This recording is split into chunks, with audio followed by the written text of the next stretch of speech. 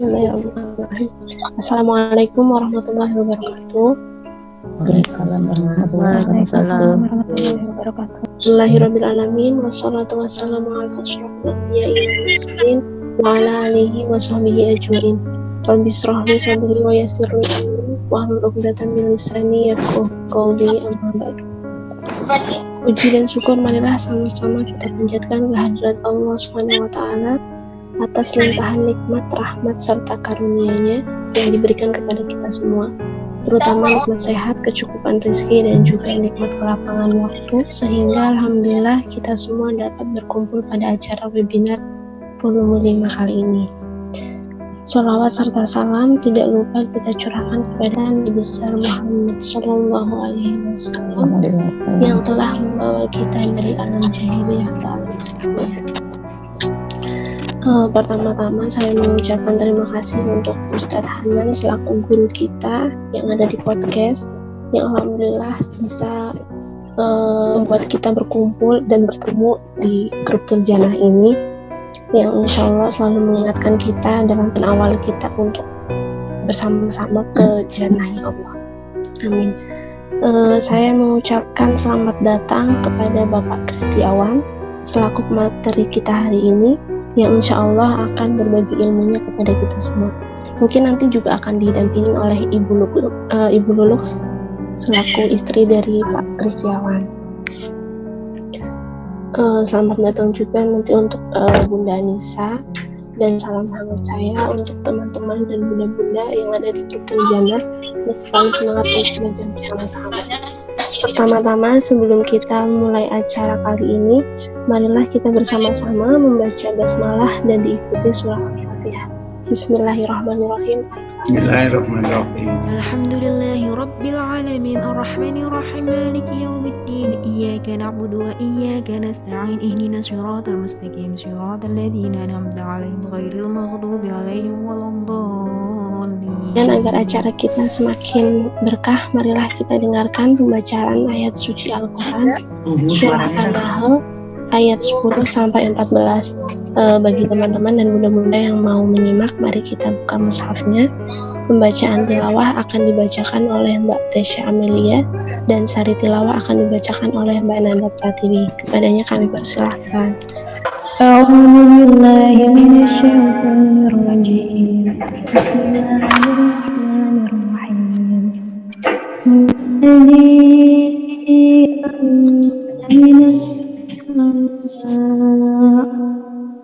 Minas samaa'i ma'an lakum minhu syarabun wa minhu syajarun fihi tusimun ينبت لكم به الزرع والزيتون والنخيل والأعناب ومن كل الثمرات إن في ذلك لآية لقوم يتفكرون وسخر لكم الليل والنهار والشمس والقمر والنجوم مسخرات بأمره إن في ذلك لآية لقوم يعقلون وما ذرأ لكم في الأرض مختلفا ألوانه إن في ذلك لآية لقوم يذكرون وهو الذي سخر البحر لتأكل منه لحما طريا وتستخرج منه حلية تلبسونها وترى الفلك مواخر فيه ولتبتغوا من فضله ولعلكم تشكرون صدق الله العظيم. Pada Allah Subhanahu wa Ta'ala dari hutan yang terputus, dengan nama Allah yang Maha Suci lagi Maha Penyayang. Dialah menurunkan air hujan dari langit untuk kami, sebagiannya menjadi minuman dan sebagiannya menyuburkan tumbuhan. Padanya kamu makan ternak. Dengan air hujan itu Dia menumbuhkan untuk kamu tanam tanaman, zaitun, kurma, anggur, dan segala macam buah-buahan. Sungguh, tiada yang demikian itu benar-benar terdapat kebesaran Allah bagi orang yang berpikir. Dan Dia menentukan malam dan siang, matahari dan bulan untukmu, dan bintang-bintang dikendalikan dengan perintahnya. Sungguh, pada yang demikian itu benar-benar terdapat tanda-tanda kebesaran Allah bagi orang yang mengerti. Dan Dia juga mengendalikan apa yang Dia ciptakan untukmu di bumi ini dengan berbagai jenis dan macam warnanya. Sungguh, pada yang demikian itu benar-benar terdapat tanda kebesaran Allah bagi kaum yang mengambil pelajaran. Dan Dialah yang menuntut untukmu agar kamu dapat memakan daging yang segar, ikan darinya, dan dari lautan itu mengeluarkan perhiasan yang kamu pakai. Kamu juga melihat perahu berlayar padanya, agar kamu mencari sebagian karunia-Nya, dan agar kamu bersyukur. Maha benar Allah firman-Nya. Bismillahirrahmanirrahim. Terima kasih jazakallah barakallah untuk Tasya dan Anda. Alhamdulillah, selanjutnya kita masuk ke acara inti kita yang akan disampaikan oleh Bapak Kristiawan dengan tema Kiat Sukses Berwira Swasta. Namun sebelumnya izinkan saya untuk membacakan secara singkat profil beliau agar kita bisa sama-sama berkenalan dengan Pak Kristiawan, karena kan kata tak kenal maka tak sayang ya. Untuk Mbak Mutia, boleh minta tolong di share screen-nya CV-nya. Ya, baik, makasih Mbak Mutia.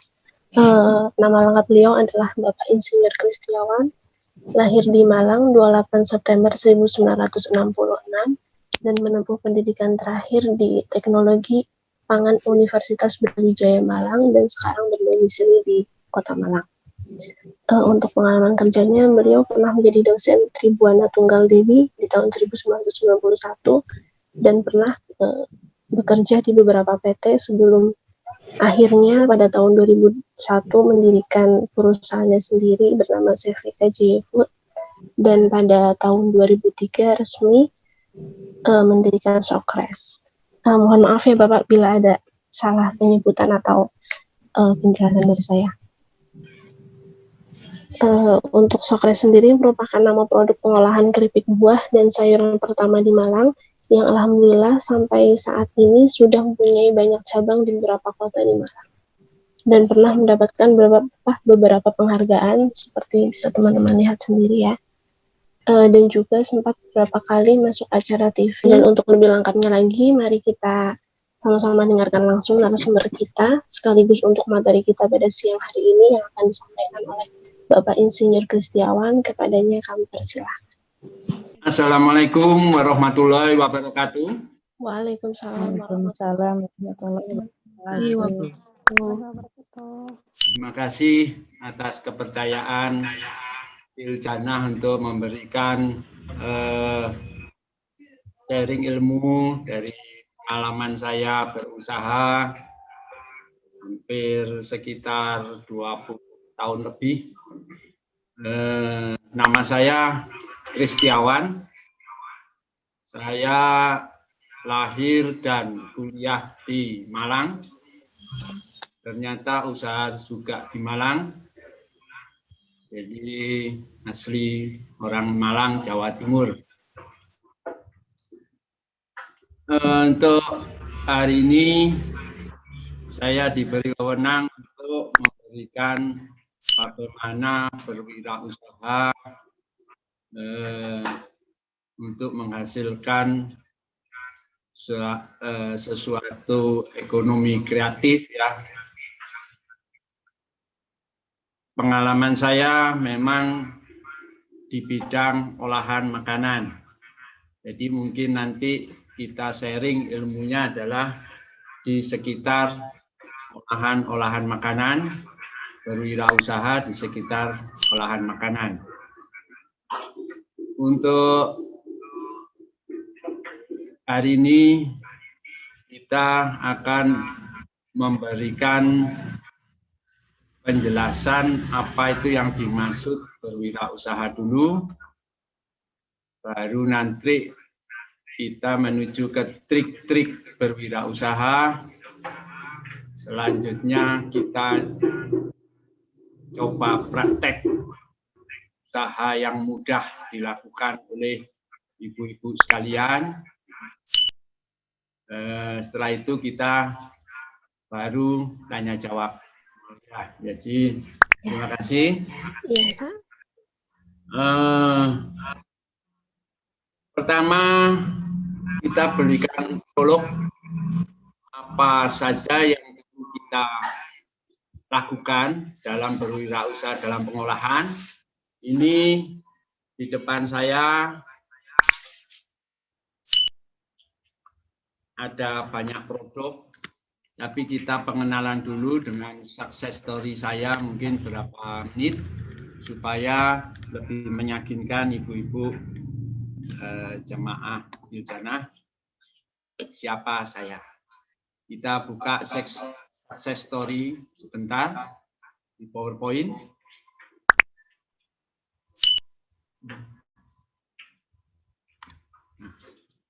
Jadi ini adalah nama CV saya, Kaji Food. Lanjut. Nah, ini adalah apa sih CV Kaji Food yang dilakukan. Saya tahun 2000 di Kota Malang sudah membuat usaha ini, mendirikan usaha ini. Akhirnya saya untuk tahun demi tahun membuat produk baru, yaitu berupa keripik buah. Pertama kali yang saya buat di tahun 2000 adalah keripik apel. Apa tujuan saya membuat keripik apel? Adalah Kota Malang ini adalah kota apel. Sehingga saya harus mengangkat ikon daerah supaya cepat terkenal, cepat sukses. Pikiran saya seperti itu. Alhamdulillah ternyata dengan saya membuat keripik apel pertama kali di Indonesia, akhirnya saya dipercaya oleh pemerintah untuk mewakili Kota Malang pameran-pameran seluruh Indonesia. Dengan keripik apel juga akhirnya orang yang wisata ke Kota Malang oleh-olehnya bukan apel yang berat, buah apel yang berat, tetapi beralih lambat laun beralih ke keripik buah. Waktu tahun 2000 penjualan keripik buah ini 1 bulan belum tentu laku 5 kilo. Tapi sekarang keripik apel dari saya aja bisa hampir 500 kilo dalam 1 bulan. Apalagi kalau musim liburan semakin banyak lagi. Belum lagi binaan-binaan saya yang membuat usaha keripik apel juga akhirnya laku. Nah, ternyata pemilihan saya dalam usaha pertama kali keripik apel membuahkan hasil karena ikon daerah. Ini adalah maksud saya kalau ibu-ibu sekalian mau bikin usaha harus melihat dulu ikon daerahnya apa, dibuat sesuatu. Dan sekarang yang di Malang lagi terkenal adalah usaha Malang Strudel namanya, yaitu strudel yang dikasih apel. Nah, jadi menurut saya adalah ikon daerah harus dibuat diversifikasi olahan macam-macam supaya branding kita, merek kita jalan dulu. Baru kemudian setelah tahun 2004 saya mulai bikin keripik-keripik yang lain. Setiap tahun saya berusaha bikin keripik yang baru supaya lebih dikenal. Yaitu ada keripik salak, ada keripik nangka, ada keripik mangga, ada keripik rambutan, semangka, melon, belimbing, dan yang terakhir saya produksi keripik bawang merah, tapi saya juluki camilan bawang merah karena bawang merah utuh kita goreng dengan vacuum drying jadi oleh-oleh. Lanjut. Selanjutnya saya selama hampir 20 tahun ini kita membuat bagaimana keripik buah atau buah-buah tropis Indonesia bisa dikenal di mancanegara. Jadi pengalaman saya membuat keripik apel pertama kali di Indonesia itu adalah untuk menarik perhatian konsumen Indonesia. Kita waktu kepingin konsumen dunia tertarik, saya juga punya ide yaitu membuat keripik salak. Di mana saya memilih keripik salak karena waktu saya pameran di Jeddah, saya berdampingan dengan saingan saya yang dari Thailand, yaitu Siam Fruit. Di mana Siam Fruit sudah terkenal, ternyata dia meminta saya untuk kirim ke Siam Fruit polosan tanpa merek untuk dimereki oleh orang Thailand tersebut. Nah, disitulah saya berpikir, kenapa Thailand hanya minta salak dan mangga? Ternyata dia nggak punya. Nah, hasil pameran dari Jeddah, meskipun saya nggak dapat bayar, tapi saya dapat ilmu. Berarti ikon saya untuk dunia adalah keripik salak. Ternyata di Thailand nggak ada buah salak. Di Vietnam yang saingan saya juga nggak ada buah salak. Dari situlah saya akhirnya pameran ke Malaysia, ke Singapura, yang saya tonjolkan adalah keripik salak. Itu sekitar tahun 2015. Disitulah akhirnya saya bisa ekspor keripik ke Cina, ke Malaysia, ke Singapura, karena ikon keripik salak tadi. Jadi menurut saya, dulu saya mulai usaha dengan keripik apel, untuk dunia saya dengan keripik salaknya. Nah, ini perlu buat pelajaran juga bagi ibu-ibu sekalian. Kalau ingin usaha, bikin visi dan misinya adalah ikon yang diminati konsumen atau daerah tersebut. Boleh dilanjut? Maaf, ini success story-nya pas yang bahasa Inggris. Tapi saya jelaskan aja langsung.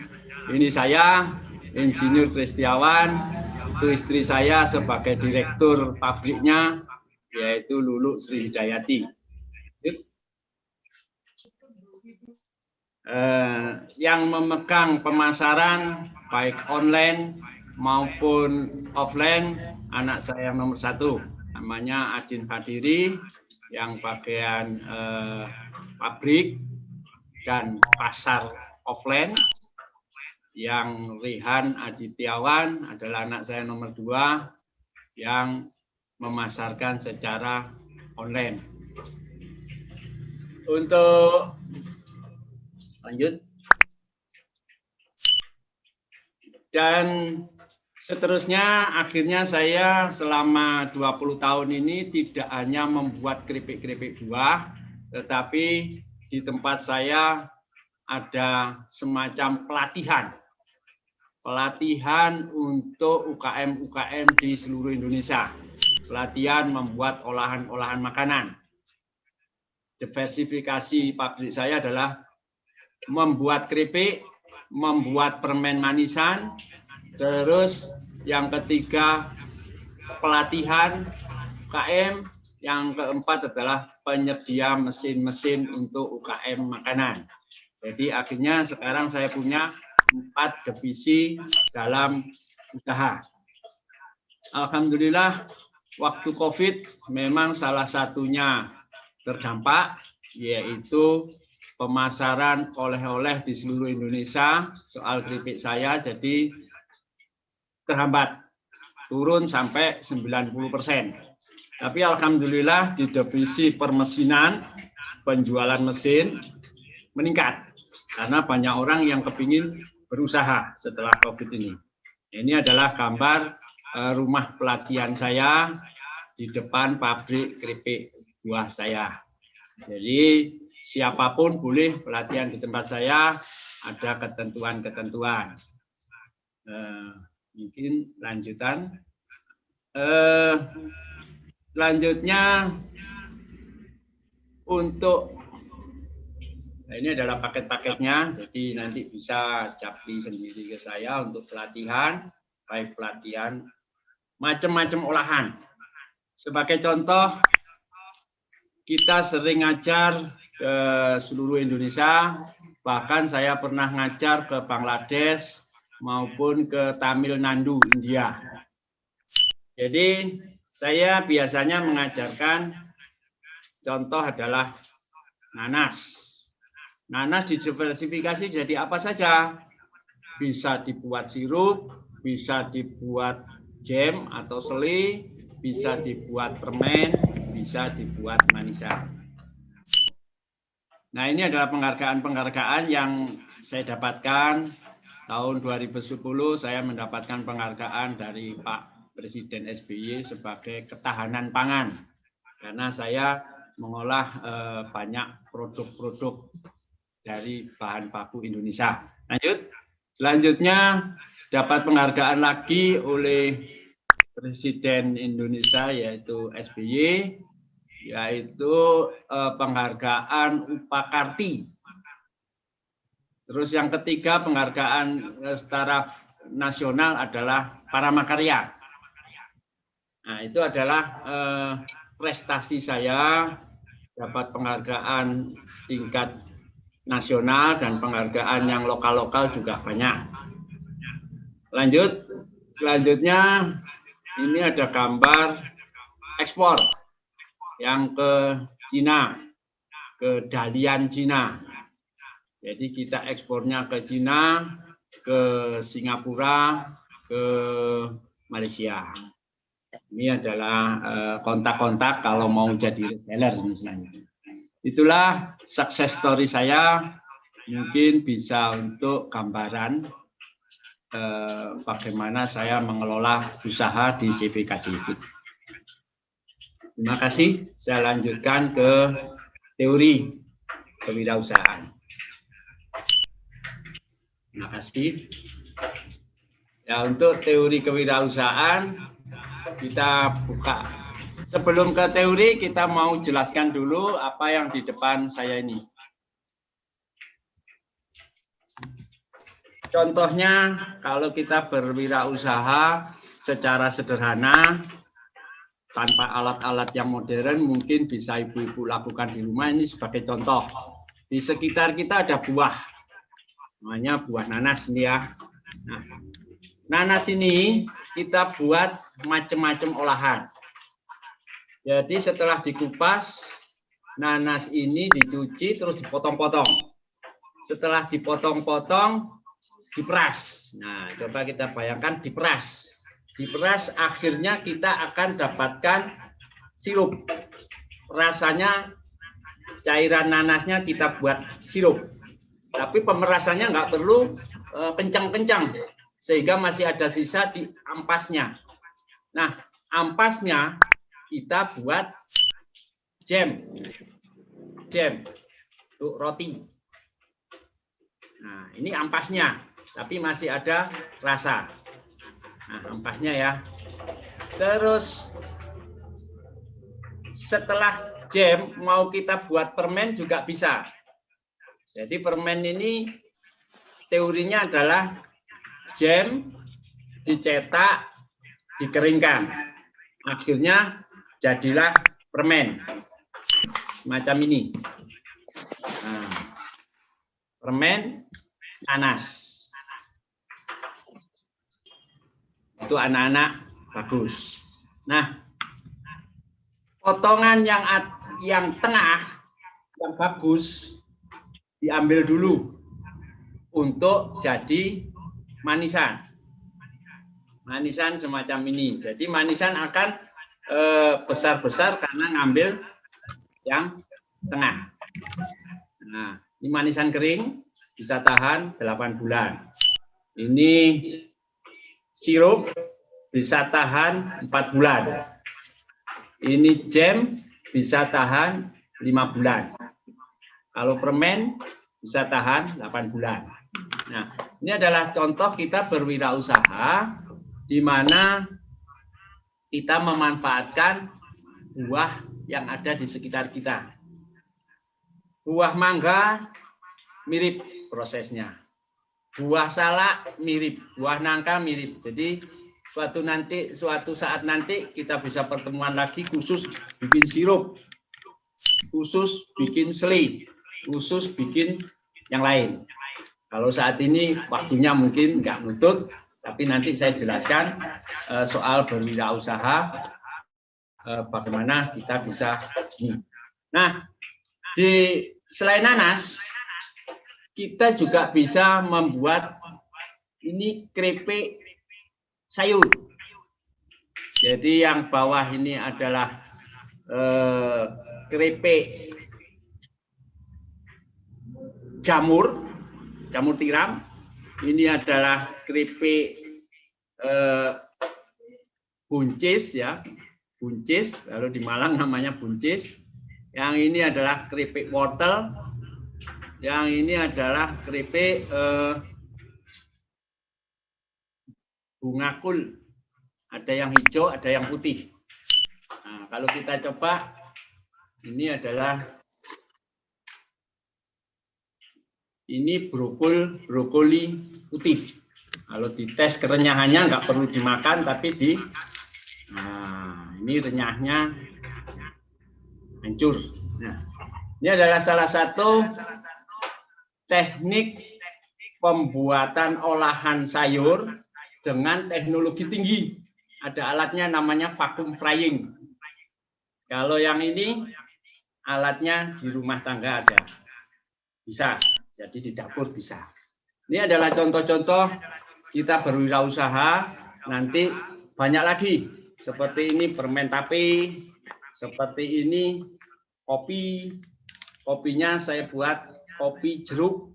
Jadi rasanya rasa jeruk, bukan esen tapi dari jeruk. Terus ada lagi rengginang.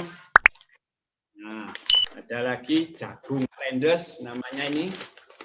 Ini yang skala ekonomi bawah. Jagung blendes dikasih rasa-rasa macam-macam. Yang unik lagi adalah membuat kerupuk buah naga. Nah, ini kerupuk buah naga, bukan keripik, kerupuk. Nah, jadi ini sekilas kita bisa berusaha apapun asalkan kita tahu ilmunya, tahu pasarnya. Nah, itu yang penting. Tahu tren kemasannya, itu yang penting. Nah, dari sini prolog dari apa yang bisa kita buat berusaha ada semua di depan ini. Kita sekarang teori sebentar soal apa itu berwirausaha ya. Karena kita taunya berwirausaha adalah cari uang, padahal banyak trik-trik supaya wirausaha itu sukses. Jadi pengusaha adalah orang yang suka berinovasi. Perlu dicatat ya, pengusaha adalah orang yang suka berinovasi. Meskipun inovasinya nggak laku, dia nggak ambil pusing. Makanya pengusaha biasanya banyak inovasi tapi nggak jadi uang. Hati-hati jadi pengusaha. Harus pinter tapi nggak butuh uang. Itu golongan peneliti itu. Ya. Jadi pengusaha adalah orang yang suka berinovasi. Yang kedua, lanjut. Nah, wirausaha sekarang. Wirausaha adalah orang yang suka menjual inovasi. Ya, perlu diperhatikan ya. Jadi wirausaha ini kalau inovasinya nggak laku berarti bukan wirausaha. Jadi lanjut. Jadi berwirausaha itu adalah ya pengusaha yang ya wirausaha. Jadi berwirausaha itu harus pinter menciptakan inovasi, tapi ya juga harus bisa terjual. Nah, itu namanya berwirausaha. Maaf, ilmu ini baru saya dapat di tahun 2020. Padahal saya berwirausaha sudah sejak tahun 2000 dan jadi manajer produksi sejak tahun 91. Tapi baru kenal bahwa pengusaha sama wirausaha ini harus gabung. Itu dari film India yang berjudul Made in China. Jadi film itu judulnya Made in China, mendapat penghargaan di negara India sana, bagus sekali. Kalau ibu-ibu mau nonton silahkan. Tapi bintang filmnya nggak ada yang cantik, nggak ada yang bagus. Ya. Tapi isinya bagus, yaitu Made in China. Jadi di sana sampai saya tulis seperti ini. Pengusaha adalah orang yang suka inovasi, tapi wirausaha adalah orang yang suka menjual inovasi. Nah, dari film itu pemainnya mengutamakan kata-kata yaitu siapa itu konsumen? Semua orang seluruh dunia akan jawab konsumen adalah raja. Ternyata di film itu salah. Konsumen adalah orang bodoh. Nanti saya ceritakan kenapa. Kalau konsumennya orang pintar, jelasnya nggak mau beli. Tapi kalau konsumennya bertanya, dia mesti kepingin produk itu. Contohnya saya bikin keripik semangka. Seluruh Indonesia kepingin. Kok bisa? Akhirnya saya jelaskan. Berarti saya yang pintar. Nah, itulah kesimpulannya. Jadi kalau ibu-ibu mau berusaha harus pintar dulu di ilmunya. Supaya bisa menjelaskan mereka yang maksud bodoh itu adalah belum mengerti. Profesor pun kalau belum mengerti membuat keripik semangka, dia akan beli. Itu maksud saya ya. Jadi kita sebagai wirausahawan harus bisa menjelaskan apa itu produk kita ya. Lanjut. Sekarang akan saya berikan motivasi kewirausahaan. Usaha itu dilandasi dari semangat dulu, terus kreatif, terus inovatif, terakhir berani mengambil risiko. Dari keempat itu harus dipelajari. Apa semangat saya sudah oke? Apa kreativitas saya sudah cocok? Atau inovasi kita sudah pas? Baru ambil risiko. Bob Sadino bilang, apa yang kamu cari setelah jadi pengusaha, setelah berwirausaha? Jawabnya ada dua pilihan. Kamu cari rugi atau cari laba. Ternyata yang benar adalah cari rugi.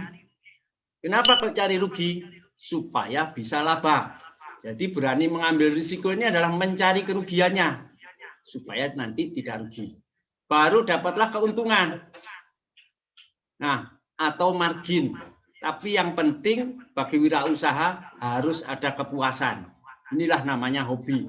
Jadi kalau usaha kita itu nggak didasari hobi, saya yakin gampang frustasi. Lanjut. Nah, ini caranya ngetes kita berwirausaha harus membuat poin-poin seperti ini. Pertama, tulis di kertas semangat. Tadi kan nomor 1 semangat.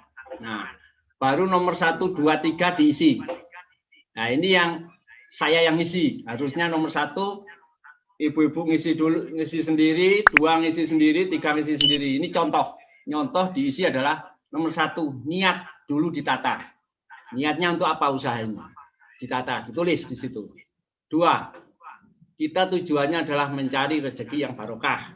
untuk tambahan keluarga. Nggak perlu mikirkan pabrik dulu, nggak perlu mikirkan industri, tapi keluarga kita bisa bertambah rezeki. Itu aja, semangat. Terus yang penting kalau makanan halalan thayyibah, karena halal urusan kita dengan Allah, thayyibah urusan kita dengan manusia. Nomor 4 tulis terus kalau ada. Nomor 5 tulis sampai berapapun tulis.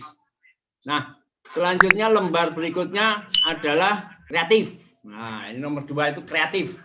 Supaya jadi wirausahawan kita harus kreatif. Sebagai contoh ini saya yang mikir. Anda pikir sendiri nomor 1 diisi sendiri, nomor 2, 3, 4 sampai seterusnya ini sendiri. Sekarang COVID. Berarti kita harus sikap COVID. Apa yang harus di kreativitas di era COVID ini? Semua berhenti, pasar ditutup, orang wisata ke sana kemari ditutup, semuanya pakai online, Gojek. Nah, kita pikir di sini.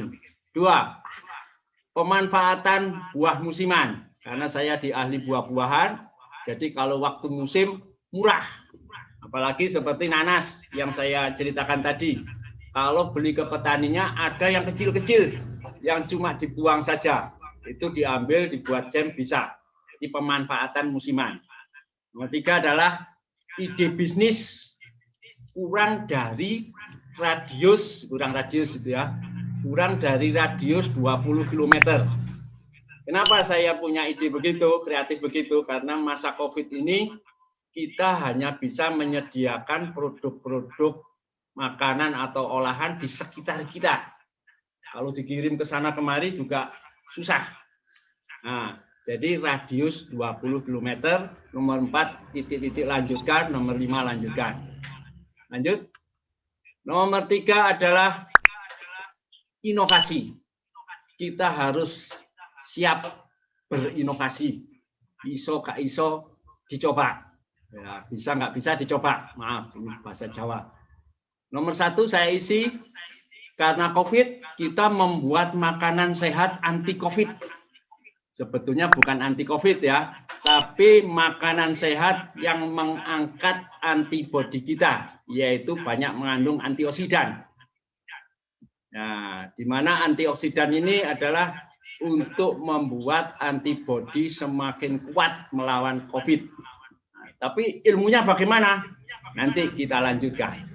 Nomor 2, sebagai contoh, inovasi waktu saya di Kota Malang. Tadi saya ceritakan, saya bikin keripik apel. Setelah ingin kirim ke seluruh dunia, saya harus bikin keripik salak. Nah, itu adalah suatu hal inovasi. Bisa membuat keripik apel, permen apel, atau strudel apel, terserah.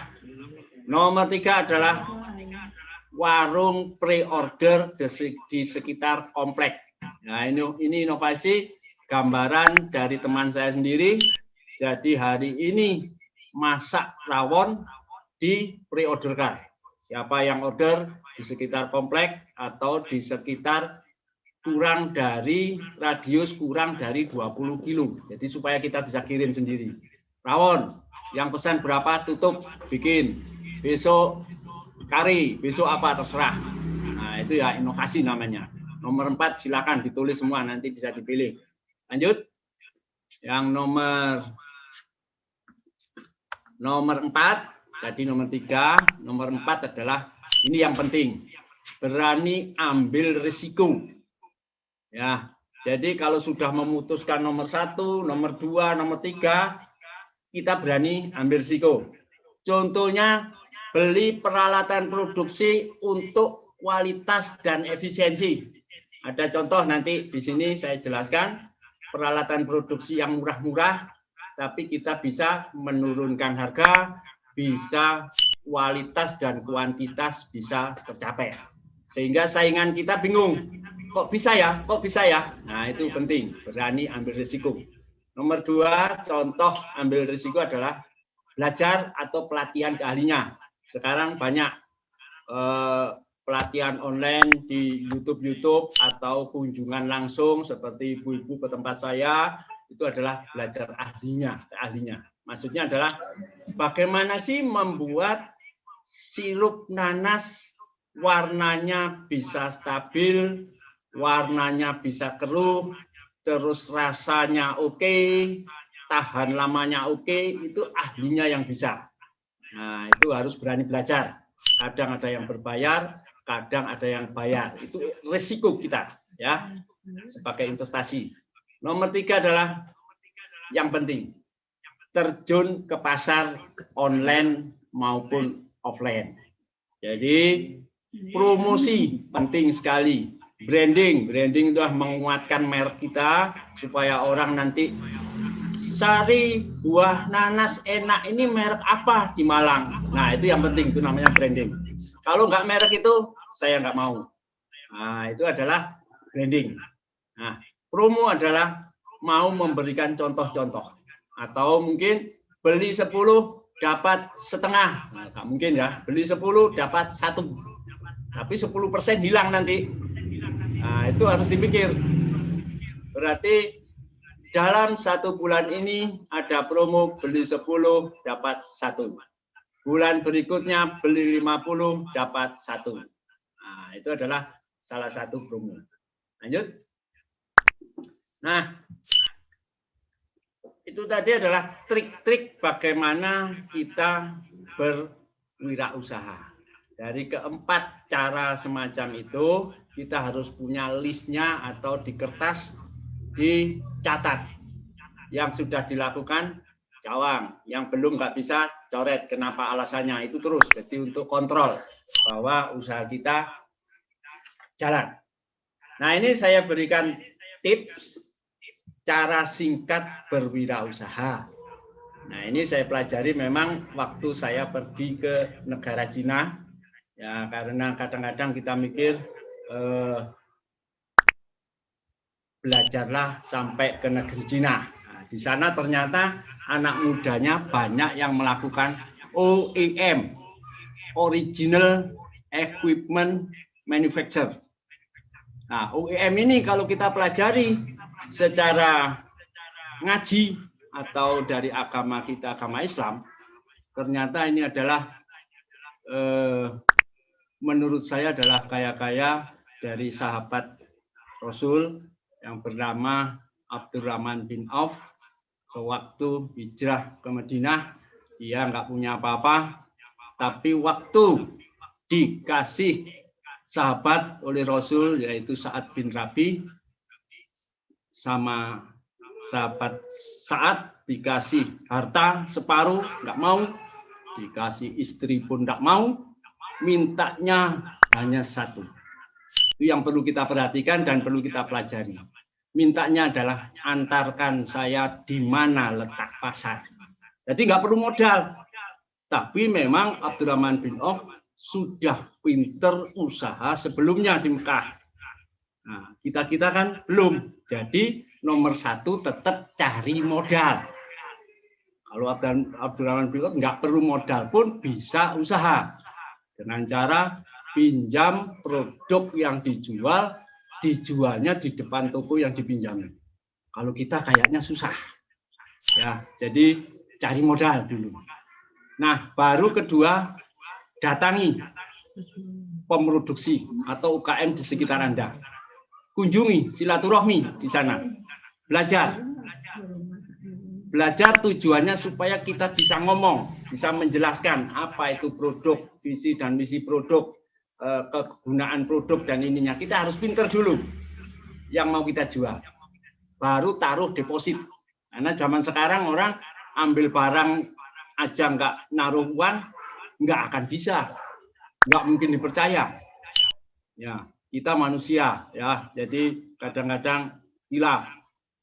Khawatirnya nanti setelah ambil barang nggak laku, ditinggal lari. Nah, itu kan akhirnya kita kasih deposit. Akhirnya setelah kasih deposit, UKM tersebut akan memberikan produk polos yang kita tempeli dengan label kita. Nah, itu namanya OEM. Jadi kita kirim label, kirim merek, biar ditulis diproduksi oleh, tapi kita dikemas oleh kita, diproduksi oleh UKM tersebut, dikemas oleh kita. Baru kita promosi, baru kita cari reseller. Nah, inilah akhirnya kita bisa menolong para UKM yang uang dananya cepet. Soal pasar bagian saya. Kayaknya cara singkat berwirausaha untuk sementara adalah jangan mikirkan produksi. Pengalaman di produksi bisa bagus, enggak secepat itu. Jadi pengalaman yang paling baik untuk mempercepat wirausaha adalah reseller. Terkenal di dunia saat ini adalah OEM. Nah, jadi menurut saya ini adalah sistem bisnis yang syariah. Jadi yang bagian nanam buah biarkan petani, bagian pengepul buah biarkan pasar, bagian produksi biarkan yang produksi, bagian promosi dan pasar orang lain. Dananya ditanggung sendiri-sendiri. Kayaknya kalau kita bisa amanah, ini adalah syariah yang bagus. Seperti di negara Cina bisa mengalahkan negara-negara Eropa. Nah, mungkin itu teori dari saya soal berwirausaha.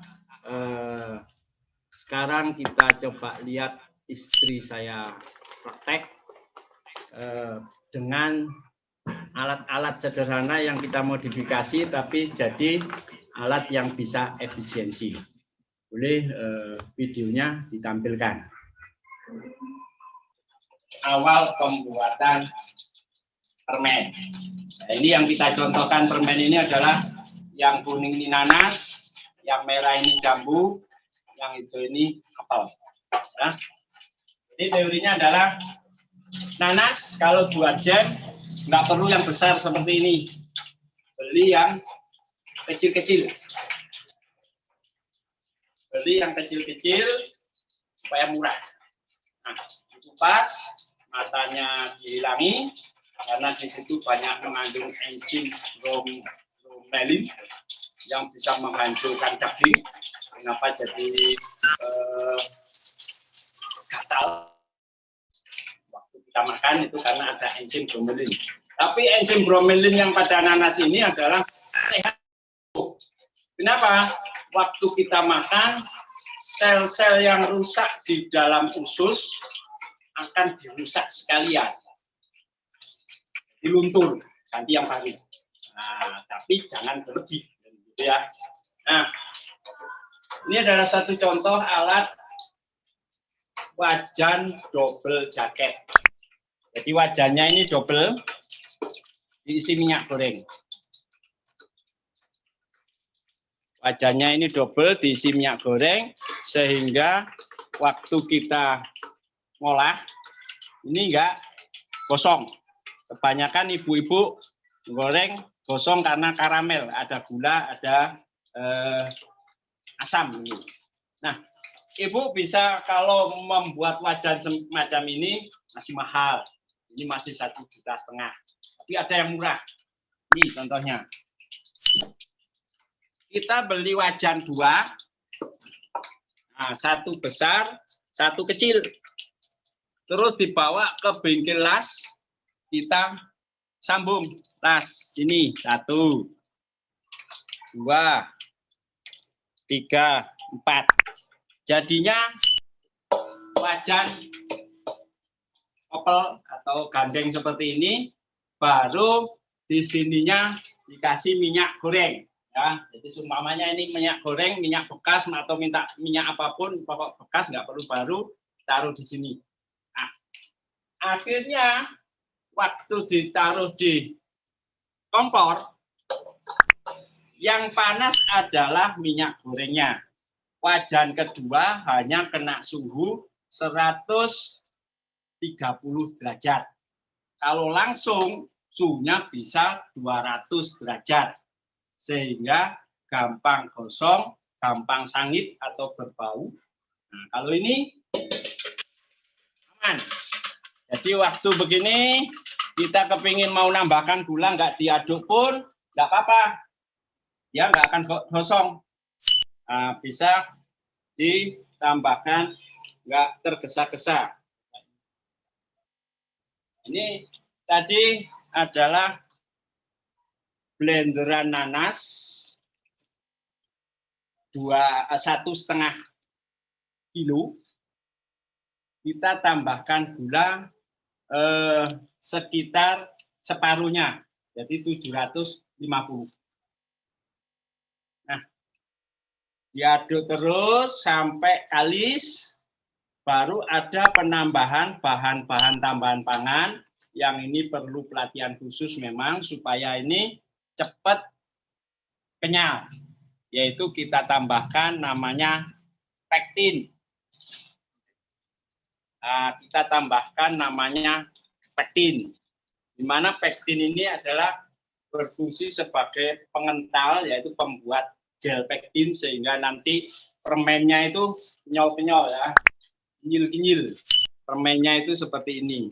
Itu adalah karena pektin bergabung dengan asam, bergabung dengan gula. Jadilah gel pektin. Nah, setelah ditambahkan, ada lagi ditambahkan CMC. CMC ini supaya nanti homogen, ya. CMC karboksimetil selulosa. Ini bukan bahan kimia. Kalau pektin dari kulit jeruk, kalau CMC dari tapioka. Tapi sudah diproses sama orang Jepang atau Cina. Kita nggak ada di Indonesia. Nah, dari sini kita tinggal nunggu sampai kalis. Untuk melihat kalis dari jam atau jelly ini sudah selesai, kalau kita jatuhkan ada seperti molor-molor atau apa seperti gelali berserat-serat itu berarti sudah matang. Tapi kalau masih jatuh begini belum matang. Nah, itulah trik bagaimana kita, yang saya ajarkan adalah membuat teknologi yang sebetulnya mahal tapi bisa murah untuk kita lakukan. Aslinya ini pun adalah penemuan saya. Sebetulnya ini adalah wajan double jaket yang pakai steam boiler. Tapi saya rubah dengan minyak goreng. Nah, hal semacam itu yang membuat saingan kita bingung. Kenapa olahannya kok tetap warnanya bagus? Karena nggak pernah kena suhu 200 derajat. Nah, itu ya.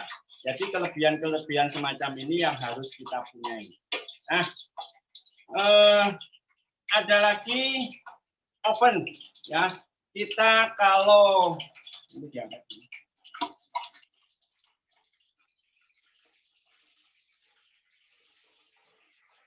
Ada lagi kita harus ngoven permen atau ngoven kalau dijemur secara sinar matahari ini nggak akan sebagus ini. Nggak akan sebagus ini kalau kena sinar matahari. Jadi harusnya kita oven. Tapi untuk oven yang suhu 80 derajat, kita susah melakukan. Kita bisa dengan cara kompornya dibuat yang kecil. Nah, ini ya. Nah, ini ada kompor yang kecil. Kecil, terus kita ambil oven roti. Nah, ini oven roti biasa, atasnya harus dibuka, nggak boleh tertutup. Kita taruh di atas kompor. Nah, ini dudukannya yang harus kompak. Nah, setelah itu dimasukkan di oven di sini. Harusnya yang lubang-lubang diganti yang lubang-lubang. Itu nggak apa-apa ini saja ya, karena masih kotor. Ada yang lubang tadi. Nah, ini dimasukkan ke sini. Kalau bisa yang lubang itu masih diambilkan tray yang lubang. Kenapa kita buat kompornya sekecil ini karena nanti kita oven semalaman.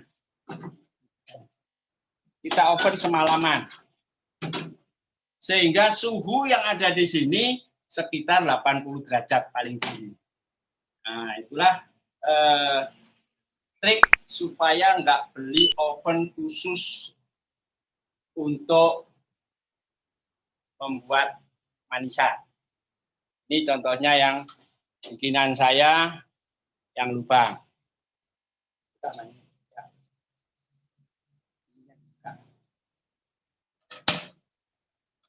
Ini bisa masuk ke sini.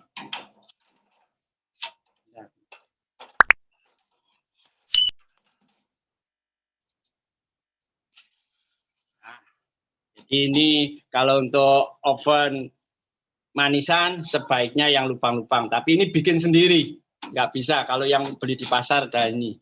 Jadi bisa aja kalau ini dibor ya, dilubang-lubangi sendiri pakai paku atau apa, jadilah seperti ini. Nah, ini adalah contoh bagaimana kita berinovasi di dalam alat-alat yang ada di dapur kita.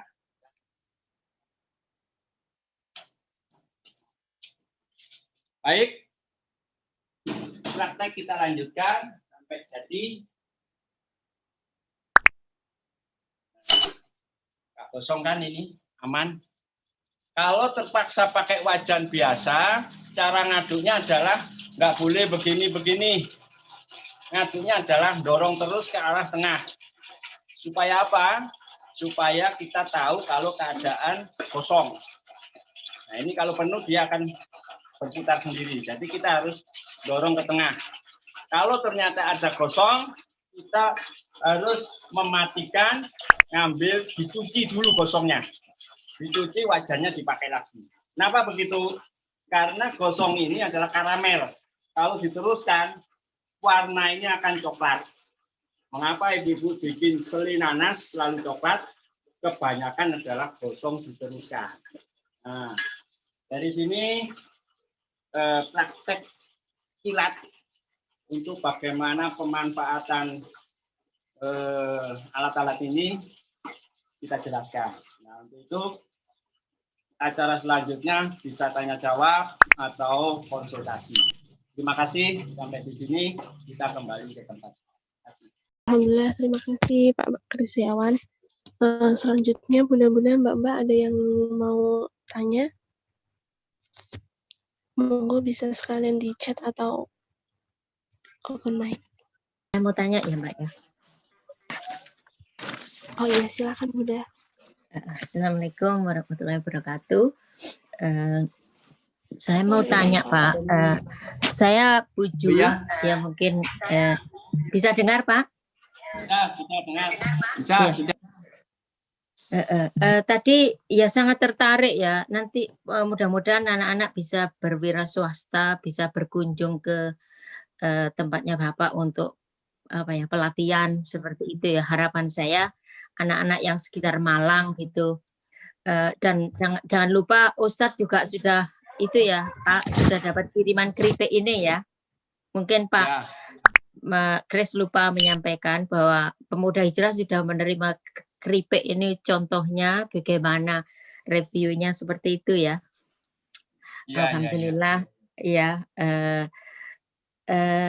Pertanyaan saya itu yang karena dulu kita kan pernah ikut pelajaran, bukan pelajaran ya, ada webinar masalah halal gitu. Yang pepsin tadi itu kan Bapak ngomongnya dari jeruk ya tadi itu, pepsin itu. Ya, itu yang jelas halal ya Pak ya. Soalnya kayaknya saya pernah ingat itu pernah disampaikan kalau yang kenyal-kenyal itu menakutkan gitu. Mungkin anak-anak ingat juga ya masalah itu. Kalau nggak salah. Saya jelaskan soal halal haramnya bahan tambahan pangan. Itu namanya bahan tambahan pangan, Bu. Iya. Jadi untuk pengenyal itu macam-macam, ada gum arabik, ada gelatin, ada CMC, ada pektin. Yang bahannya memang beda-beda. Kalau gum arabik itu memang dari getah tanaman di padang-padang pasir itu ya, namanya gum arabik. Menurut saya halal dari bahannya. Tapi yang gelatin ini ragukan. Karena gelatin itu bahan awalnya adalah tepung tulang. Nah, kalau pemroduksi tepung tulang itu adalah negara Muslim, saya yakin itu dari sapi. Tapi kalau pemroduksinya non-Muslim, bisa tulang apapun. Kalau pektin dari kulit jeruk kebanyakan, CMC dari singkong. Tetapi untuk meraih halal atau sertifikat halal, apapun yang kita pakai bahan tambahan makanan harus ada sertifikat halalnya. Jadi kalau ibu punya usaha kepingin sertifikat halal, meskipun pektin harus minta fotokopian sertifikat halal dari penjual pektin. Tapi kita bisa mengarahkan kalau bahannya bukan tulang, aman-aman saja. Itu penjelasannya, Bu. Iya, terima kasih Bapak. Mudah-mudahan anak-anak juga gamblang juga, saya kira. Iya, terima kasih Pak. Alhamdulillah udah jelas ya, Bu. Iya, sami-sami. Yang lain ada yang mau bertanya lagi, silahkan. Ayo yang mau usaha-usaha di rumah untuk keluarga sendiri, mungkin ayo bisa ditanyakan. Ya, assalamualaikum warahmatullahi wabarakatuh. Mbak Irma, sama Pak Kristiawan nih. Ya. Pak Kristiawan, perkenalkan saya Vika dari Surabaya. Oh, Mbak Vika, Surabaya. Iya. Saya mau tanya, Pak, apakah pembuatan yang ras bawang merah itu sama seperti pembuatan yang nanas ya, Pak? Pembuatan keripik bawang merah. Iya benar, pembuatan keripik yang bawang merah ini. Soal Ya, rasanya jadi, gimana kan belum pernah tahu ini. sama semua untuk pembuatan keripik buah dan sayur itu alatnya namanya vacuum frying. Jadi ini bawang ini juga pakai alat vacuum frying. Jadi bawangnya adalah utuh seperti ini. Utuh bawangnya. Nah, digoreng dengan cara vakum atau hampa udara. Kenapa akhirnya bisa utuh dan warnanya bisa masih tetap merah dan ada putihnya? Karena digoreng dengan hampa udara dengan suhu 80 derajat Celcius. Padahal titik-titik air kan 100. Digoreng dengan suhu 80 jelas nggak menguap. Tapi kenapa kok bisa menguap? Mesin gorengnya dibuat hampa udara seperti di ruang angkasa, sehingga titik didih airnya turun jadi 70 derajat Celcius. Makanya digoreng dengan suhu 80 sudah bisa menguap. Cuma menunggu keringnya 1 jam lebih. Digoreng semi oven. Pak, ini dilihat kerenyahannya. Nah, hancur. Kayak sus kering ya, Pak ya? Nah, persis sus kering. Karena bawang itu rasanya kurang enak, kita harus nyari bawang varietas yang enggak rasa pedas. Bawang batu ada yang enggak rasa pedas. Kita tinggal nambahkan di sini ditaburi atau direndam dengan rasa sapi panggang, rasa balado. Akhirnya bawang ini adalah camilan berambang kalau saya bilang. Tapi rasa macam-macam. Ini produk baru yang sudah sering diulas di laptop si Unyil, sering diputar-putar. Setelah diputar di laptop si Unyil, mesti laris biasanya. Amin. Iya gitu. Oh berarti di dalamnya itu seperti benar-benar ses ya Pak ya, kering gitu, kopong gitu ya Pak ya? Pong. Ya, jadi vacuum frying itu fungsinya adalah mengeluarkan kadar airnya hingga sisa 4%. Kalau nggak sampai 4% melempem.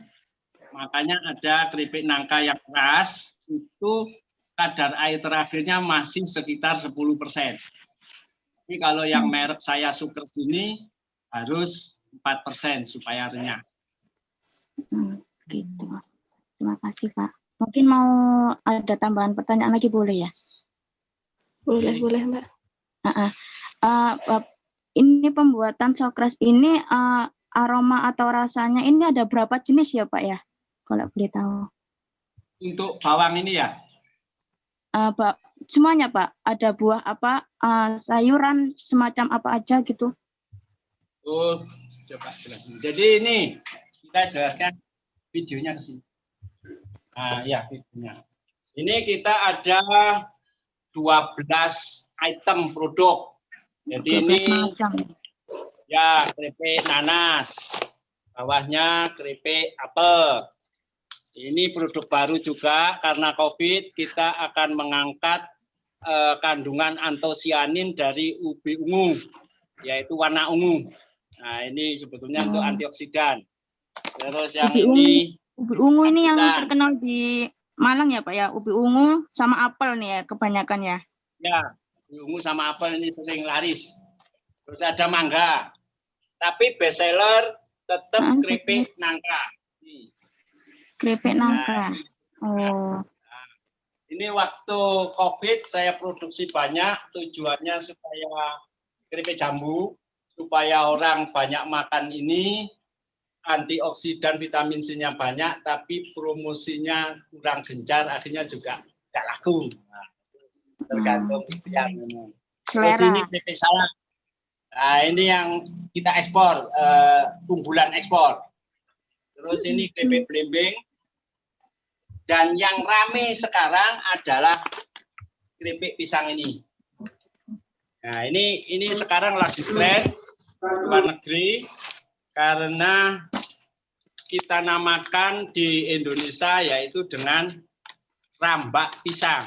Jadi pisangnya seperti rambak. Bahannya adalah pisang masak pohon, kita goreng pakai vakum sehingga manisnya tambah manis tanpa ditambahi, warnanya kuning tapi juga renyah. Hancur. Nah, maaf kita nggak bisa menunjukkan. Jadi ngiler, jadi yang penting tahu hancur ini ya. Seperti rambak. Ini yang rame dan murah. Jadi ini harga 15.000. Ya, soal harganya. 100 gram. Kalau ini harga 13.000. Tapi untuk harga pulaannya ini 10.000, ini 12.000. Nah, ini harga pulaan. Terima kasih. Iya, terima kasih. Terima kasih Mbak Perjalanan. Iya, terima kasih Mbak Irma. Kami. Iya, Pak, ini ada yang mau bertanya nih di chat dari Mbak Nurlela. Katanya untuk produk olahan nanas yang Bapak jelaskan tadi kan bisa bertahan berbulan-bulan. Apakah menggunakan bahan pengawet tambahan atau pakai bahan alami, Pak? Menentukan lamanya berapa lama ya? Bisa dilihatnya. Ya, jadi begini, olahan makanan itu ada yang original. Yang original itu adalah proses aseptik namanya.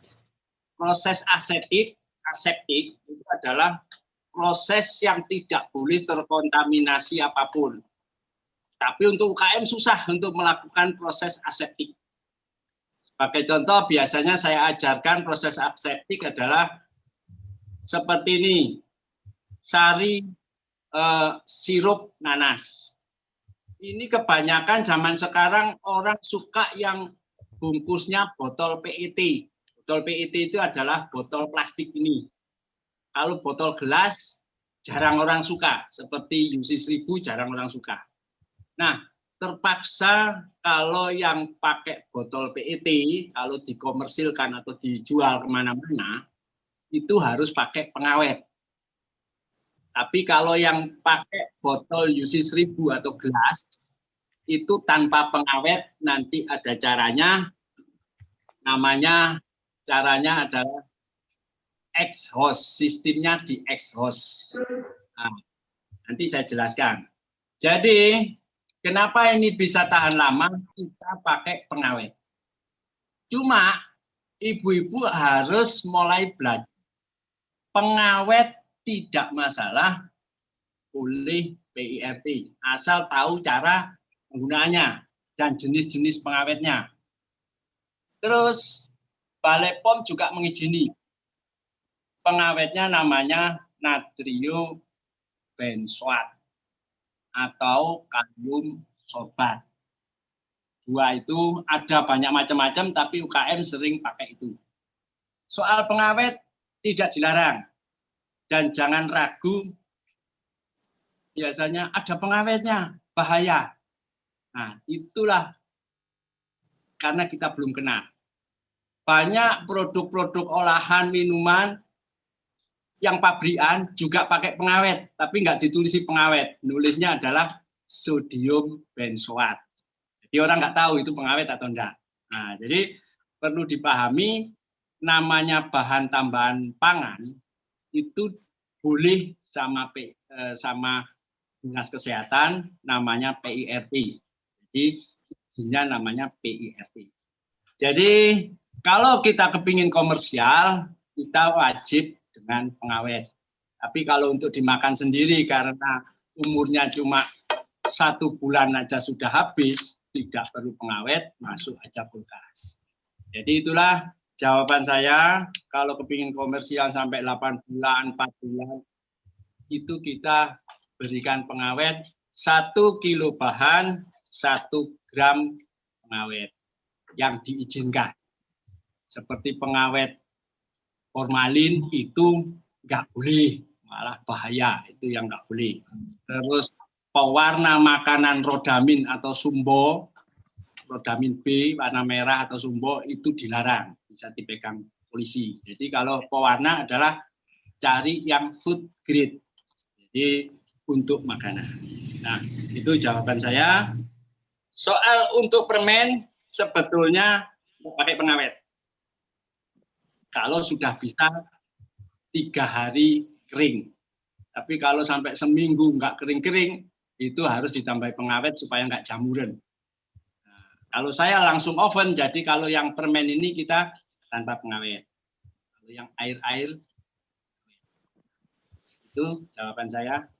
Ya, terima kasih Bapak Kristiawan. Untuk Dek Feni silakan yang bertanya. Tadi katanya mau bertanya. Baik, Assalamualaikum warahmatullahi wabarakatuh, Bapak. Waalaikumsalam warahmatullahi wabarakatuh. Oke, perkenalkan nama saya Feni, saya dari Bengkulu. Nah, yang tadi Bapak sampaikan pada materi itu ada 4 poin. Salah satunya itu poin mengambil resiko. Mengambil resiko itu tadi Bapak bilang salah satunya berani rugi.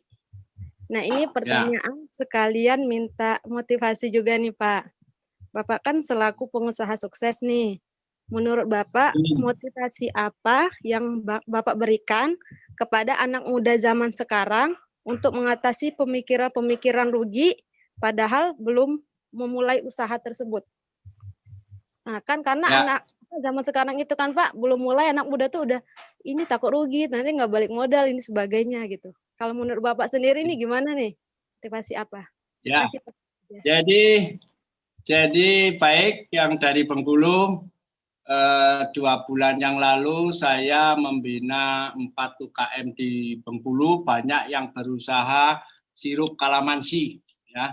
Di sana banyak sirup kalamansi, di mana saya melihat ada essential oil yang dari kulit kalamansi yang dibuang bisa jadi produk lebih mahal sebetulnya. Nah, itulah contoh-contoh kita berani rugi, mencari rugi sebetulnya. Jadi membuat sirup kalamansi, kalau dihitung-hitung dijual sirupnya, kita bisa-bisa harga mepet karena persaingan.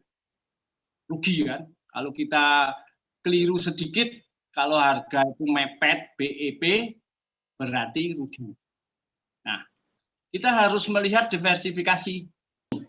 Jadi sebetulnya mencari rugi itu adalah belajar manajemen, Mbak. Jadi kita sebelum mulai usaha harus di manajemen benar-benar. Kalau usaha sudah ada, kita cek di orang yang sudah usaha. Sebagai contoh di Bengkulu adalah Kalamansi, kita cek harga HPP-nya berapa, harga jualnya berapa. Sehingga kalau kita rugi, tahu ruginya, kita nggak akan lakukan.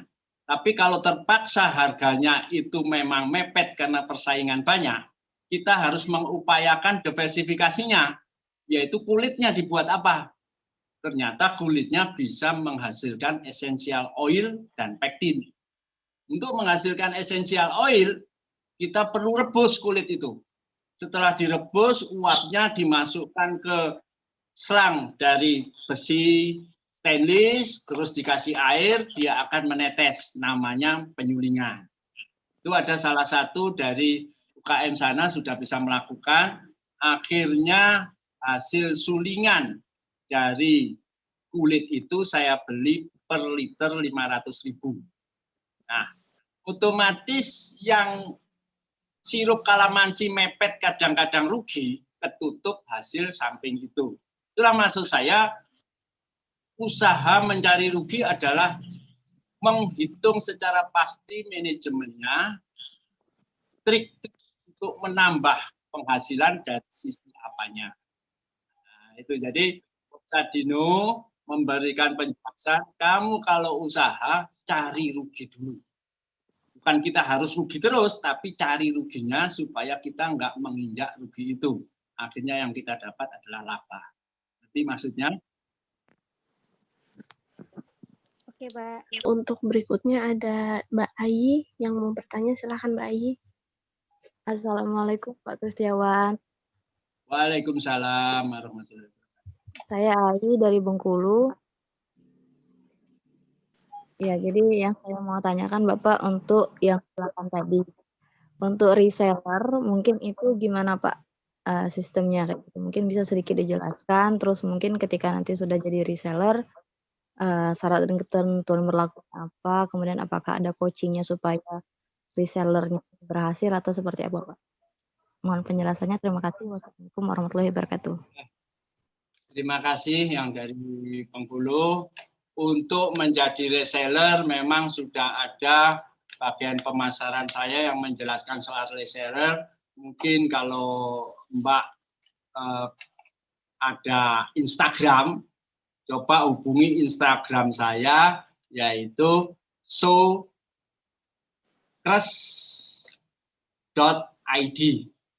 Di situ banyak orang yang jadi dropshipper, ada yang reseller, ada macam-macam. Dan saya detail-detailnya untuk trik dalam dananya, itu yang hafal staf saya. Jadi yang jelas adalah banyak model reseller seperti yang di Lampung itu membelinya polosan seperti ini. Baru di sana dilabeli sendiri. Ada. Atau labelnya dibawa sini, kita yang maaf putus. Nah, ada yang sudah bisa dengar? Iya, dengar Pak. Oh, dengar ya. Jadi ada yang model labelnya dibawa ke sini seperti dari Palu, dari Bali, dari Batam. Itu kita tinggal nempel. Nah, di sana tinggal jual. Ya, jadi yang penting bawah itu adalah tetap ada tulisan diproduksi oleh CV KJY Food. Karena kalau ada apa-apanya soal kesehatan konsumen, yang dicari yang produksi. Jadi di bawahnya adalah diproduksi oleh CV KJY Food, dikemas oleh Bengkulu. Nah, itu boleh di situ. Banyak reseller saya yang seluruh Indonesia pakai merek sendiri. Jadi nanti bisa bisa menghubungi di Instagram sukres.id. Nanti coba saya ambilkan. Baik, jawaban saya. Kalau masih ada lagi pertanyaan? Iya, maaf Pak, masih boleh bertanya waktunya atau gimana? Oh boleh. Boleh. Ada satu lagi Pak, pertanyaan di chat. Ini ada pertanyaan dari Mbak Nana Trisna. Katanya apakah bahan tambahan pangan pektin dan CNC itu boleh dicampur di segala macam makanan atau buah? Terus adakah kelas online di Sokres, dan kalau mau jadi resellernya seperti tadi gimana katanya? Terima kasih. Baik, jadi bahan tambahan makanan itu macamnya banyak. Ada 25 item bahan tambahan. Yang saya sebutkan pektin, gelatin, CMC, Arabiscum itu adalah satu jenis bahan tambahan makanan namanya pengemulsi, pengental. Jadi bahan tambahan pengental. Namanya aja sudah pengental, berarti apapun makanan yang ingin dikentalkan atau dibuat homogen seperti es krim, itu bisa ditambahkan pektin, bisa ditambahkan CNC. Kalau kepingin kenyal, gelatin, tapi cari gelatin sapi. Jangan gelatin tidak ada embel-embelnya, itu diragukan kehalalannya. Iya. Jadi di toko kue bahan makanan, kalau kita tanya bahan pengemulsi, dia nggak tahu. Tapi kita harus tahu, ada jual pektin enggak? Ada jual CNC enggak? Harus langsung. Dan di Google sekarang kan banyak CNC itu singkatan apa gitu ya. Jadi kita bisa langsung. Terus soal jadi reseller, nanti bisa hubungi telepon saya langsung atau di Instagram, cukup nanti. Itu di Instagram sukres.id. Jadi di situ ada khusus Sudah lengkap ya Pak. reseller yang dikasih arahan-arahan. Baik, terima kasih. Pak masih boleh bertanya lagi nggak? Siap, saya masih bersedia untuk menjawab. Iya, makasih Pak. Ini ada Bunda Ju mau bertanya lagi, silakan Bunda. Ya, makasih Pak Kristiawan, sangat menarik. Mudah-mudahan kebetulan jarang yang ibu-ibu ya, ada ibu-ibu tapi kebanyakan anak muda Pak di sini. Jadi mungkin kalau dipanggil ibu nanti saya belum ibu gitu ya. Cuma tertentu aja yang ibu. Mudah-mudahan iya, ya mudah-mudahan nanti bisa ikut wira swasta dan menambah apa ya penghasilan sedikit untuk keluarga, walaupun yang nggak kerja karena situasinya banyak yang apa ya, ada yang PHK, ada yang redundansi kayak gitu. Terima kasih sekali. Terus saya mau tanya, kebetulan yang dikirim ke Ustadz ke Bandung Pemuda Hijrah itu kan ada keripik tempe Pak. Tadi kan nggak sempat disinggung, itu beliau katanya sangat tertarik gitu. Nanti kalau ke Malang mau beli keripik tempe lagi seperti itu. Mungkin bisa dijelasin Pak, itu apa bisa kalau kita buat sendiri juga? Ya terima kasih, itu aja. Ya, saya lupa dipeseni oleh Ibu Ju bahwa disuruh nyinggung bahwa produk-produk saya sudah dikirim ke Hijrah ya Pak. Pemuda Hijrah. Pemuda Jajaran Hijrah, kita sempat kirim sana, tapi Buju nggak pesen keseluruhan, cuma keripik tempe sama keripik apel yang terkenal di Malang. Ya, gini, kita juga bisa ngajari membuat keripik tempe. Apapun yang buat camilan, kita bisa ngajari. Mungkin di sesi lain khusus pembuatan keripik tempe. Jadi mulai dari awal sampai akhir kita praktek keripik tempe bisa. Kalau sekarang memang keseluruhan. Jadi begini, keripik tempe ada 2 di Malang. Satu di packing dengan plastik-plastik semacam ini. Tapi khusus untuk Sukres kita packing dengan aluminium foil. Karena tujuannya supaya aroma dan rasa tengiknya tidak muncul kalau di aluminium foil. Tapi kalau di plastik, kenapa kadang-kadang keripik tempe beli di Malang, dimakan di Malang enak, setelah di Jakarta nggak enak? Itu karena kena sinar ultraviolet waktu perjalanan. Kalau aluminium foil nggak tembus, karena ini adalah plastiknya ini ada aluminiumnya.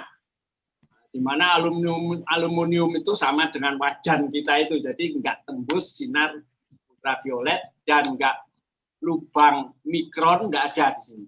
Kalau di sini masih ada lubang mikron. Makanya setelah di Jakarta seminggu, 2 minggu dia nggak enak. Tapi kalau pakai aluminium foil enak. Prinsip dalam pembuatan keripik tempe adalah pembuatan tempenya harus padat. Tidak seperti tempe sayur. Tempe sayur yang di pasar itu tidak dipadatkan. Tapi kalau untuk tempe dipadatkan supaya bisa dirajang. Jadi ngerajang keripik tempenya itu adalah disusun seperti ini. Tempe silinder-silinder ini dengan karet, tali dengan karet, terus pakai pisau, tangan di atas, dirajang, set gini. Set, ambil. Nah, ini nggak ada mesinnya. Jadi keahliannya adalah di perajangan satu. Keduanya, gorengnya. Jadi gorengnya itu sebetulnya adalah tidak boleh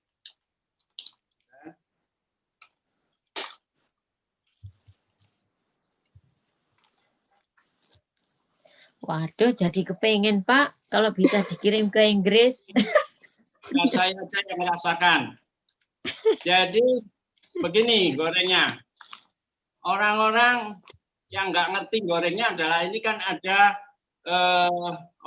jeladren, ini bahasa Indonesianya apa ini? Tepung. Oh ya, tepung. Itu tempe ini dimasukkan ke tepung. Dimasukkan ke tepung langsung digoreng satu-satu. Untuk goreng satu-satu, hasilnya yang lama gosong, yang baru belum masak. Jadi keahlian yang kedua adalah tempe itu dipegang semacam ini, dengan tangan 4-4 begini, dicelup, set, masuk, ambil, celup, masuk, ambil, celup, masuk. Nah, itu keahlian di sini dibutuhkan, sehingga keripik tempe bisa renyah, bisa kering semua. Setelah itu baru ditaburi rasa-rasa. Ada rasa ini, rasa ini. Mungkin itu Ibu yang ditanyakan.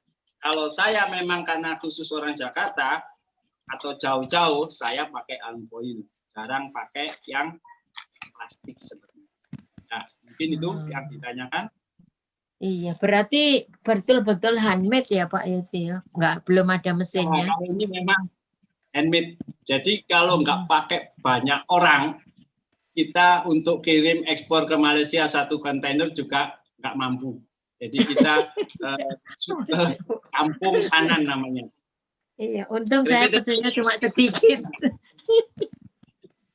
Gorengnya begini, nggak ada mesinnya. Oh iya. Terima kasih Pak, terima kasih. Monggo. Ya, baik teman-teman, ini kita lihat Instagramnya Sokres ya. Oh, sudah ada ya?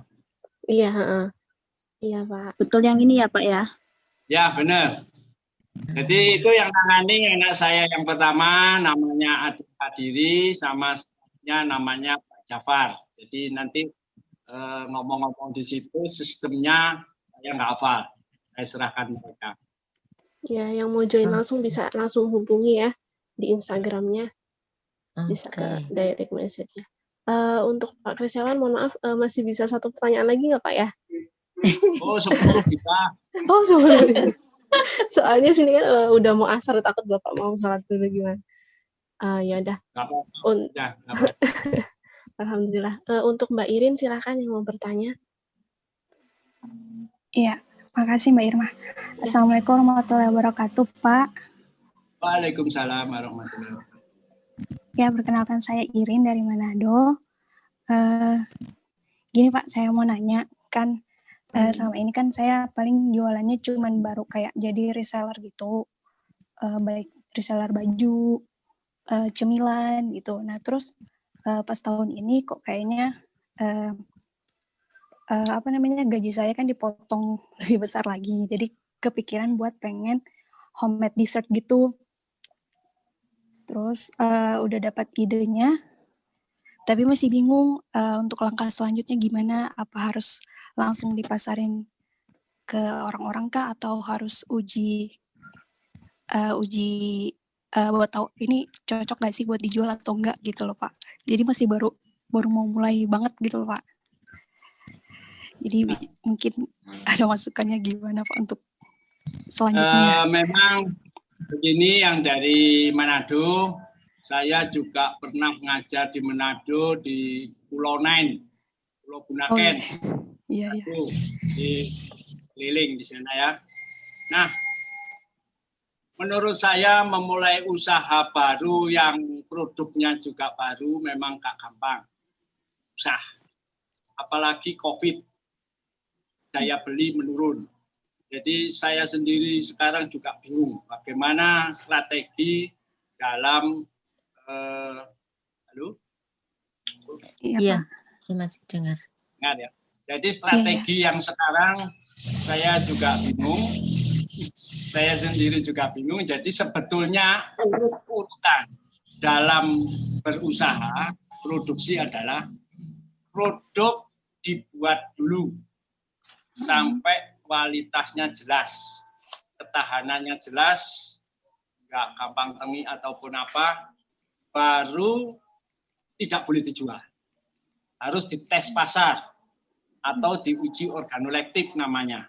Diujikan ke 10 orang, kalau 7 orang bilang enak, kita baru boleh tes pasar. Kalau 7 orang atau 6 orang bilang gak enak, apapun alasannya, kita harus ulang produksi. Sebab lidah kita bilang enak, belum tentu konsumen bilang enak. Nah, jadi nggak boleh memaksakan ya. Kadang kita bilang nggak enak, malah laris. Itu yang kita cari sebetulnya. Jadi biayanya murah. Jadi saran saya, kalau adik yang dari Manado, untuk COVID ini carilah produk-produk yang sudah familiar, tapi produk dari luar. Contohnya keripik, nangka, dak saya yang dijual di Manado. Berarti kan ada ongkos transport. Ya dibikin di sana keripik, nangka. Nah, menurut saya kalau di Manado, kembangkan brown sugar dari kelapa. Setelah saya brown sugar ini adalah produk dunia yang kalau di Jawa ditambahi tapi kalau di sana asli. Cuma untuk menjadikan brown sugar itu tepung, itu yang perlu teknologi, ya. Jadi supaya dia tetap seperti tepung gula putih begitu, itu alat dan metodologi, ya. Jadi saran saya jangan langsung ditembak ke pasar, dicoba dulu 10 orang daerah sini, 10 orang daerah sini, orang dari sini, baru cari reseller. Usahakan reseller itu labanya lebih banyak dari Anda. Kalau nanti lebih banyak Anda akan disaingi. Nah, itu pengalaman saya. Ya, silakan. Oh, Pak, tadi resellernya apa Pak? Terputus soalnya. Reseller usahakan laba lebih banyak. Jadi contohnya begini, Anda menjual keripik tempe saya di sana dengan bikin sendiri keripik tempenya. BEP-nya 10.000. Anda jualnya harus 11.000. Tapi end user 15.000. Jadi akhirnya reseller akan laba 4.000. Anda 1.000. Kalau ada orang ke rumah Anda beli, tetap dijual 15.000. 15.000, jangan dijual 11.000. Tapi caranya ada, kan konsumennya akan marah. Masa di pabriknya sama dengan harga di pasar? Marah begitu. Caranya adalah bonnya, notanya tetap 15.000. Tapi kalau beli 10, tambah 1. Kalau orang Jawa namanya diimbui 1. Kalau orangnya masih rewel, diimbui 2. Notanya harga 15.000. Itu trik pasar supaya reseller Anda nggak marah. Nah, jadi kalau resellernya, oh langganan saya pindah ke sini semua. Nah ini saya jualnya, notanya tetap sama dengan Anda. Dia akan langsung pulang dengan tenang. Tapi ya kalau nggak banyak dikasih bonus, ya jangan bilang saya kasih bonus. Itu ya bagaimana? Kalau kita jujur dalam usaha, ya memang susah. Tapi ada itu bukan ketidakjujuran, bohong nggak, tapi nggak ngomong gitu loh. Saling membahagiakan. Trik saya di Malang. Seksualisme. Iya. Ngerti ya? Jadi caranya adalah harga itu harus dipatenkan, harga terendah, harga reseller 1, harga reseller 2, harga end user itu harus dipatenkan di kamus. Itu.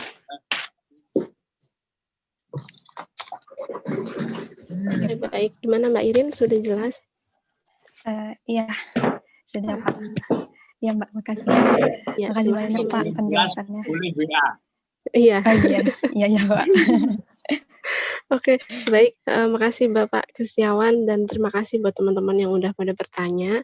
Yang mau bertanya lagi bisa langsung hubungin ke Instagram ya Pak ya. Ya, bisa. Iya.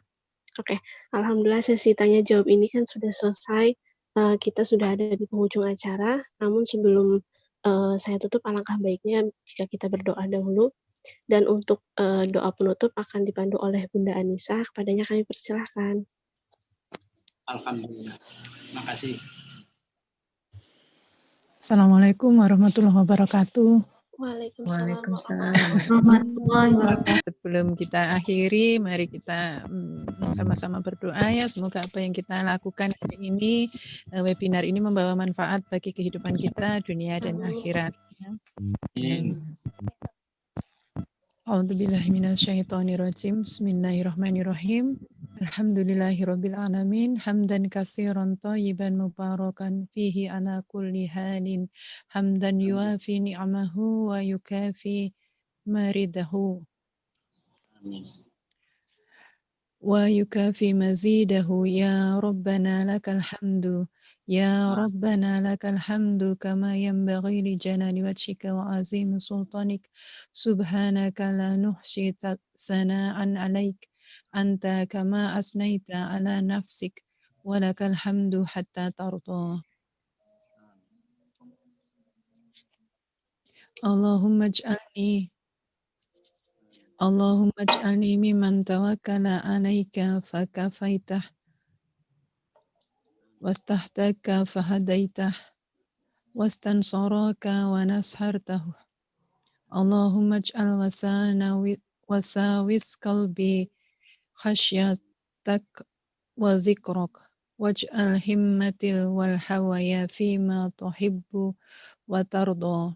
Allahumma wa mabtalaitani bihi min raka'in wa syidatin famasikni bi sunnatil haq wa syari'atil islam. Allahumma inni as'aluka tamama ni'mati fil asya'i kullih wa syukra lak alaiha hatta tarda wa ba'dan ridha wal khiyaratan fi jami'i ma yakunu fihi al khiyarat wa bi jami'i ma'usirul umuri wa bi jami'il maysuril umuri kulliha la bi ma'suriha ya karim. Ya Allah, jadikanlah aku termasuk orang yang bertawakal kepadamu, lalu engkau memeliharanya, dan dari orang yang meminta petunjuk kepadamu, lalu engkau menunjukinya. dan dari orang meminta tolong kepadamu lalu engkau menolongnya. Ya Allah, jadikanlah lintasan-lintasan dan goresan-goresan hatiku takut kepada engkau dan mengingat engkau. Dan jadikanlah kemauanku dan hawa nafsuku pada apa yang engkau sukai dan engkau ridhoi. Ya Allah, apa yang engkau berikan kepadaku sebagai pencobaan, baik berupa kelapangan maupun kesempitan, berikanlah kepadaku kemampuan berpegang teguh dengan sunnah yang benar dan syara Islam. Ya Allah, bahwasanya aku memohon kepadamu kesempurnaan nikmat pada segala rupa perkara dan mensyukurimu atasnya sehingga engkau meridhoinya. Dan aku memohon kepadamu hak memilih pada segala apa yang boleh dipilih. Sebagaimana aku memohon kepadamu untuk memberikan kepadaku segala urusan yang mudah bukan yang sulit dan sukar dikerjakan. Wahai Tuhan yang Maha Mulia. ربنا لا تقبل منا إنك أنت الوهاب